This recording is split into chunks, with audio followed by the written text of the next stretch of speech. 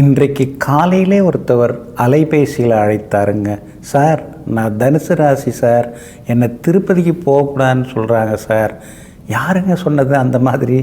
ஆமாம் சார், யூடியூப்பில் தான் சார் அது மாதிரி ஒருத்தர் சொல்கிறாரு. நான் திருப்பதிக்கு போகலாமா வேணாமா, எனக்கு ஒரே குழப்பமாக இருக்குது சார். ஒய்ஃபு வேறு கிளம்பிட்டாங்க, நீங்கள் வந்தால் வாங்க, வரலனா போங்கன்னு சொல்கிறாங்க அப்படின்னு பதட்டமாகவே ஒருத்தர் ஃபோன் பண்ணாருங்க. இது என்னங்க இது, திருப்பதிக்கு தனுசு ராசிக்காரர் போகக்கூடாதா? யாருங்க இப்படியெல்லாம் சொல்கிறது?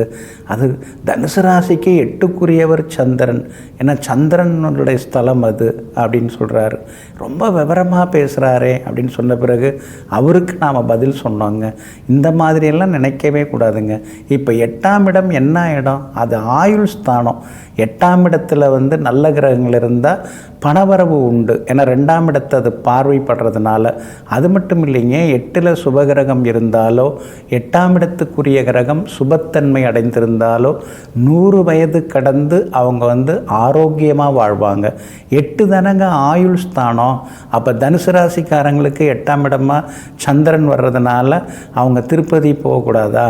அப்போ அவங்களுக்கு ஆயுள் தேவை இல்லையா? ஆயுள் வேணும் இல்லைங்களா? எதையுமே அனுபவிக்கிறதுக்கு நாம் உயிரோடு இருந்தாகணுமே. அப்போ நம்ம உயிரோடு இருக்கணும்னு அவசியம் இல்லையா? அதனால் அப்படியெல்லாம் யோசிக்கவே கூடாதுங்க. அதே மாதிரி திருச்செந்தூருக்கு மிதுன ராசிக்காரங்க போகக்கூடாது, அது குருஸ்தலம், பாதகாதிபதியாக குரு வர்றதுனால. அப்படி கிடையாதுங்க. மிதுன ராசிக்கு அவர் ரொம்ப ரொம்ப முக்கியமானவர் குரு பகவான். அதான் வாழ்க்கை துணைக்கும் உத்தியோகத்துக்கும் உரியவர் அவர்.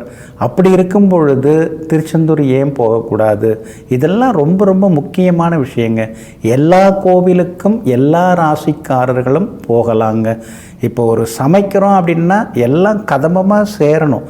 அது சேர்ந்தால் தான் அது சமையலாகும், அது உணவாகும். ஒன்று தனியாக இருந்தால் அது உணவாகாது. உடம்புன்னா கண்ணு, காது, மூக்கு, நாக்கு எல்லாம் சேர்ந்தால் தான் அது உடம்பாகும். அதில் ஏதாவது ஒன்று குறைஞ்சா அது உடலாகாது, அது வேறு மாதிரி சொல்லுவாங்க.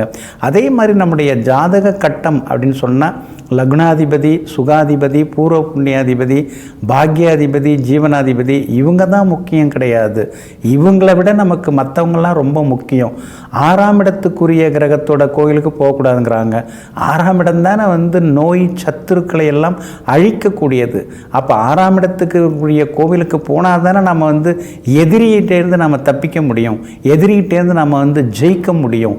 அதனால் இந்த கோவிலுக்கு போகாத, அந்த கோவிலுக்கு போகாத அப்படின்னு யாராவது சொன்னால் அதெல்லாம் கேட்டுக்காதீங்க. 12ஆம் இடத்துக்குரிய கோவிலுக்கு நான் போகவே மாட்டேங்க, அந்த கிரகம் புதன், அங்கே நான் போகவே மாட்டேன் அப்படின்னு ஒருத்தர் சொல்கிறார். 12ஆம் இடம் தான் சயனஸ்தானம், அதுக்கடுத்தது படுக்கை அறை ஸ்தானம். 12ஆம் இடம் கெட்டு போச்சுன்னா தூங்கவே முடியாது. ஸ்லீப்பிங் பில் எடுத்தும் தூக்கம் வரலன்னு சொல்கிறவங்க ஜாதகத்தெல்லாம் பார்த்தீங்கன்னா 12ல் பாவகிரகம் உட்கார்ந்து 12க்குரியவரும் பாவகிரகத்தோடு சேர்ந்து பாவகிரக பார்வையும் 12ஆம் இடத்துல இருக்கும். இவங்கெல்லாம் தூங்கிட்டாலே ரொம்ப பெரிய சாதனை தான். அப்போ தூக்கம் வர்றதுக்கு நாம் சிலதெல்லாம் செய்ய வேண்டாமா? சில பரிகாரங்கள், சில கோவிலுக்கு போக வேண்டாமா? பொதுவாக பாருங்கள், லக்னத்தில் சனி ராகு கேது இருந்தாலோ அல்லது லக்னாதிபதி பாவகிரகத்தோடு சேர்ந்திருந்தாலோ, லக்னாதிபதி பாவகிரகத்துடன் சேர்ந்து பாவகிரகம் லக்னத்தை பார்த்தாலோ இந்த கோயில் போகாத, அந்த கோயில் போகாதன்னு தவறாக நம்மளை வழிநடத்துவாங்க. அதில் எந்த உண்மையும் கிடையாது. எல்லா ராசிக்காரர்களும் எல்லா கோவிலுக்கும் போகலாம்ங்கிறத புரிந்து வைத்து கொண்டு நமக்கு எல்லாம் தேவைப்படுகிறது. அதனால் அனைத்து கோவில்களுக்கும் செல்வோம், ஆண்டவனை தரிசிப்போம், வெற்றி காண்போம். நெஞ்சிற்கினியவர்களே, புந்தி வாரம் ஆகிய இன்றைய நாள் உங்களுக்கு புகழையும் பொருளையும் அள்ளித்தரும் அதிர்ஷ்டகரமான நாளாக அமையட்டும். மீண்டும் நாளை காலை சந்திப்போம். நன்றியுடன் உங்கள் ஜோதிட முனைவர் KP வித்யாதரன். வணக்கம்.